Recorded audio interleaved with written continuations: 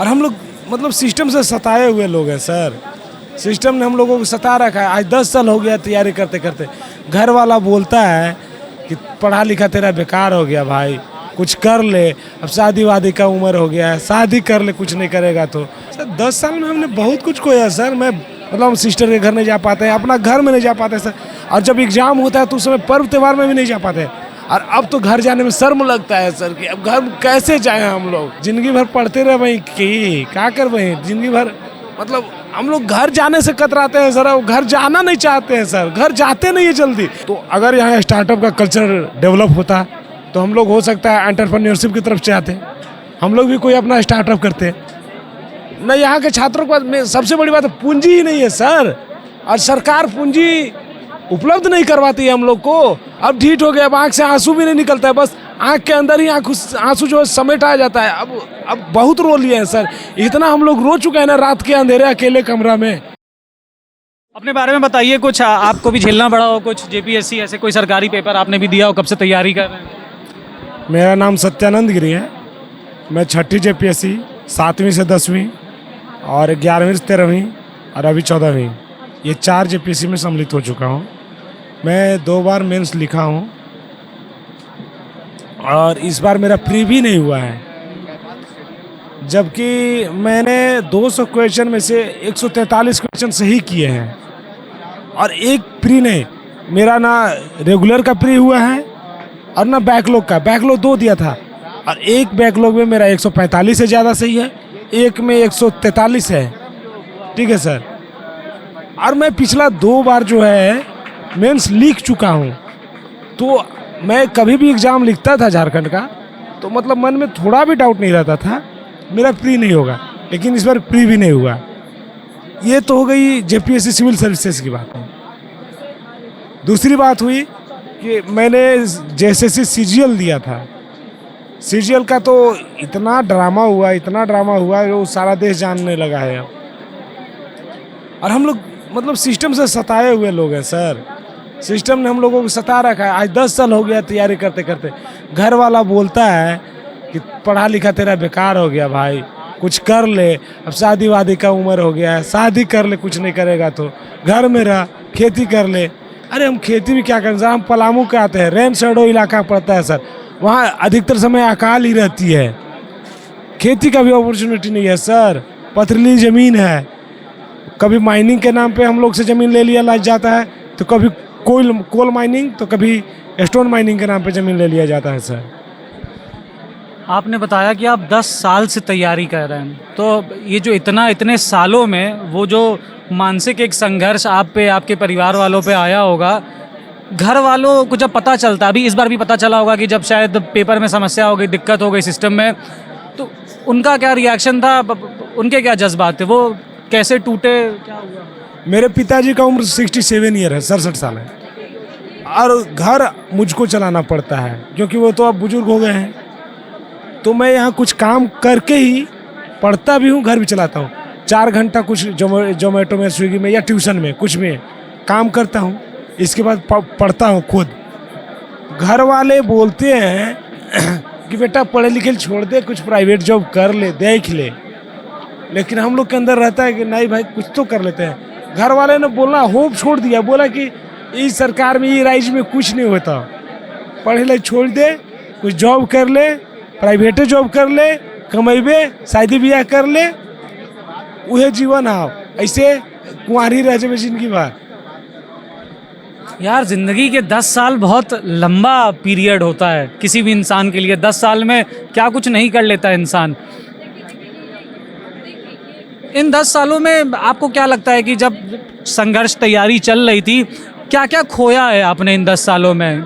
कई शायद पर्व त्यौहार छूटे होंगे सर। 10 साल में हमने बहुत कुछ खोया सर। मैं घर से बाहर मतलब 15 साल से रह रहा हूँ। 5 साल हमारा जो इंटरमीडिएट और मतलब ग्रेजुएशन में चला गया, उसके बाद 10 साल से तैयारी में हूँ, कभी मास्टर कर रहा हूँ, तो मैं 15 साल से घर से बाहर हूँ। तो 15 साल में मतलब कि मेरा सिस्टर का शादी होता है तो मतलब हम सिस्टर के घर नहीं जा पाते हैं, अपना घर में नहीं जा पाते सर। और जब एग्जाम होता है तो उस समय पर्व त्यौहार में भी नहीं जा पाते हैं। और अब तो घर जाने में शर्म लगता है सर कि अब घर कैसे जाएं हम लोग। मतलब घर में पड़ोसी पूछता है का रे रजुआ का भेलो, कुछ भेलो कि ना भेलो? जिंदगी भर पढ़ते रह भाई कि का कर भाई जिंदगी भर, मतलब हम लोग घर जाने से कतराते हैं सर, अब घर जाना नहीं चाहते हैं सर, घर जाते नहीं है जल्दी। हम लोग का 6 महीना साल भर में कभी वैसा हो गया, होली में और दशहरा में 2 ही बार घर जाता हूँ सर मैक्सिमम। हम लोग सावन में भी घर नहीं जा पाते हैं सर। दीदी लोग को क्या देंगे सर हम लोग? अभी रक्षाबंधन आ रहा है, दीदी लोग राखी बांधेंगी तो खाली हाथ जाऊंगा, क्या बोलूँगा उनको कि ये दीदी हम कमाई इतना क्या दियो तोरा? राखी बंधवाने में भी शर्म लगता है सर।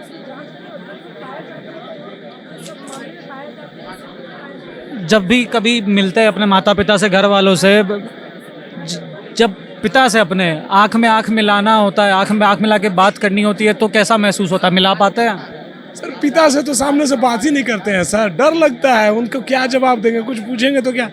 फोन में बात करता हूँ तो सिर्फ इतना ही, पिताजी से 30 सेकंड बात होती है सिर्फ, हेलो पापा, हाँ ठीक है, बस ठीक है। माँ कहाँ है? और पापा तुरंत माँ को फोन दे देते हैं, पापा से बात ही नहीं करते हैं सर।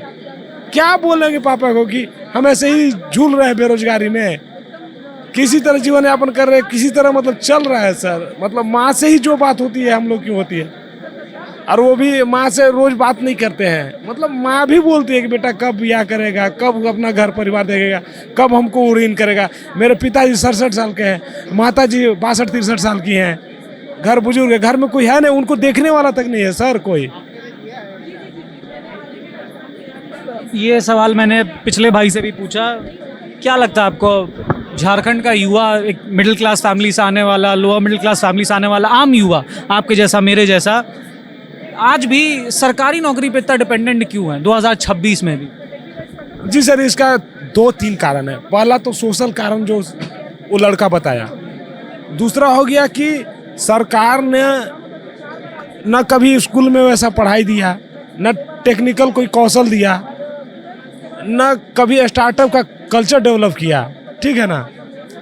तो अगर यहाँ स्टार्टअप का कल्चर डेवलप होता तो हम लोग हो सकता है एंटरप्रेन्योरशिप की तरफ से आते, हम लोग भी कोई अपना स्टार्टअप करते।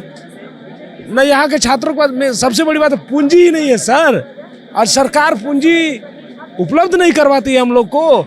हम लोग के पास भी इतना दिमाग है कि कुछ ना कुछ जरूर कर लूँगा एंटरप्रेन्योरशिप, लेकिन पूंजी मिलती नहीं। पूंजी के लिए हमको कुछ रखना पड़ेगा, गिरवी रखना पड़ेगा बैंक को। कहाँ से हम लोग रखेंगे सर? कुछ रहेगा तब ना रखेंगे। अगर मेरे पास शुरुआती 5 लाख रुपया भी रहेंगे तब ना कहीं मैं मुड़ पाऊंगा सर। पिताजी क्या करते हैं आपके घर पे, मतलब कमाई का जरिया? अभी कमाई का कोई जरिया नहीं है सर। पिताजी मजदूरी करते थे और खेती करते हैं, अब तो मजदूरी भी नहीं कर पाते हैं, अब तो उनका उम्र भी हो गया है बहुत। अब जो खेती से थोड़ा बहुत हम लोग का आय होता है वही है, और बाकी अपने से जो कमा कर करते हैं वही है। ऐसे पढ़ाई करते हुए, तैयारी करते हुए 10 सालों में ऐसा हुआ है कि पिताजी को धनराशि इकट्ठा करने के लिए, आपकी तैयारी के लिए कुछ मुश्किलों का सामना करना पड़ा हो?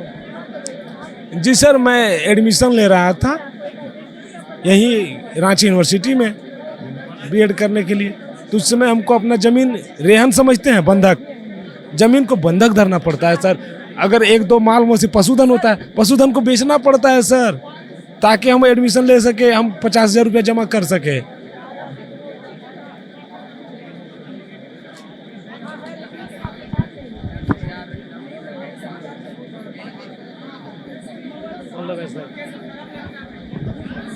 थोड़ा ढीठ हो गए सर, रोना भी नहीं आता अब, ढीठ हो गया, अब आँख से आंसू भी नहीं निकलता है, बस आँख के अंदर ही आंसू जो है समेट आ जाता है। अब बहुत रो लिए हैं सर, इतना हम लोग रो चुके हैं ना, रात के अंधेरे अकेले कमरा में, किसी के सामने, दुनिया के सामने तो रोते नहीं है, और आपके सामने भी देखिए आँख के अंदर ही आंसू सूख गया होगा, बाहर निकलता ही नहीं है सर। अब रो भी नहीं पाते हम लोग सही से सर। और सरकार जो है हम लोग का हक मार करके बाहरियों को दे रही है। हम जनरल से आते हैं सर, मेरा सीट बाहर बेचा जाता है सर, हम ब्राह्मण है सर, हमारा सीट बाहर को बेचा जाता है। अगर एसटी रहते तो 26% में कुछ तो होता सर, कि चलो कुछ तो हो सकता था मेरा, लेकिन मेरा जितना सीट है सर्वा सीट बेच दिया जा रहा है सर, एक भी सीट नहीं छोड़ा जा रहा है सर जनरल का सर।